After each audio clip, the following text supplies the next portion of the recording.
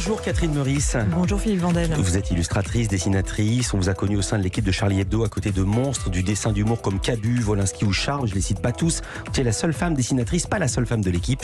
Et puis ce matin du 7 janvier 2015, vous êtes en retard à une réunion de rédaction. Ce qui vous sauve la vie, vous échappez au massacre perpétré par les frères Kouachi. Pourquoi j'en parle? Parce que depuis, on n'avait plus fait de dessin de presse depuis cette date, mais vous n'avez cessé de publier, notamment un très bel album, à la légèreté, on en reparlera. Votre actualité, c'est cet album, La jeune femme et la mère. C'est chez Dargaud, absolument somptueux. Sud-Ouest a écrit une bulle d'intelligence et de subtilité. C'est à la fois une fable et un récit de voyage. Ça se passe au Japon, où vous avez fait plusieurs séjours. Racontez l'idée, parce que c'est pas facile de résumer cet album.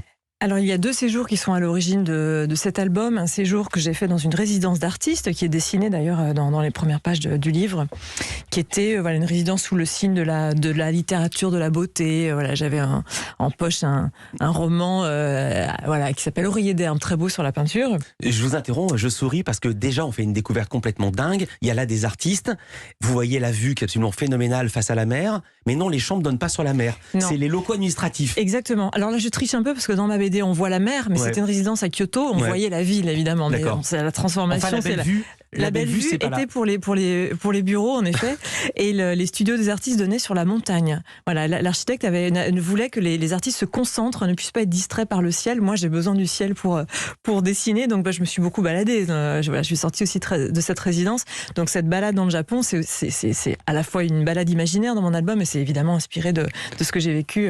C'était il y a 3 ans. Donc j'ai fait ce premier séjour-là, et un deuxième qui était plus sous le signe de la nature, parce que j'ai visité une petite île qui s'appelle Iki, qui est tout au sud de l'archipel, et j'y suis allée au moment où le typhon Ajibi, le très très gros typhon qui a dévasté une partie du Japon en 2019, est passé. Donc j'ai vu pour la première fois ce que c'était qu'un typhon, un cataclysme naturel, et comment un pays réagissait à ça.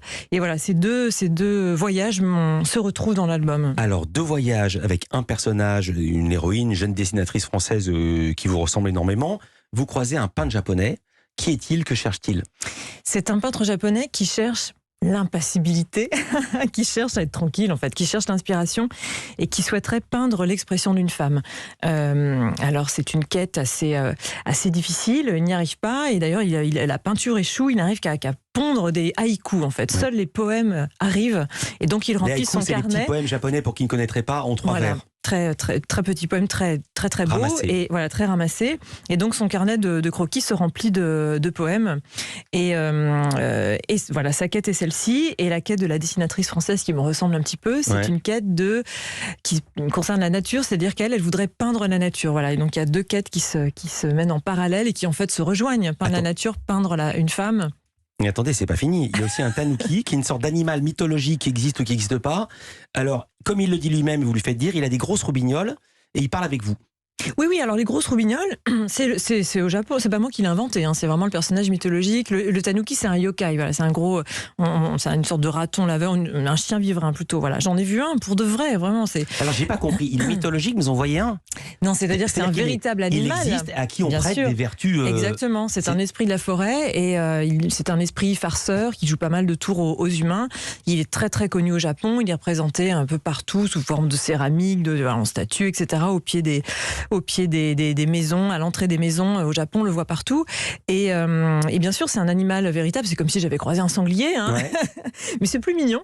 Et dans la bande dessinée, je le suis comme Alice au pays des merveilles suivrait le lapin blanc. C'est vraiment le tanuki, c'est vraiment le personnage qui va me faire entrer dans le merveilleux. Si je devais résumer, tout est vrai et tout est faux. Et ce qui est faux est encore plus vrai que le vrai. Exactement. Bien dit. Merci beaucoup, je viens de l'improviser. On va revenir sur votre histoire, parce que quand on fait une quête, c'est souvent qu'on se cherche soi-même. Il y a même un épisode proustien où au cœur du Japon, vous reconnaissez la campagne et les maisons de campagne de votre enfance. On va pas changer de sujet, c'est Lisa Marie Marquez qui arrive, c'est le portrait pré-fame de notre invitée Catherine Meurice avec nous. Culture Média continue.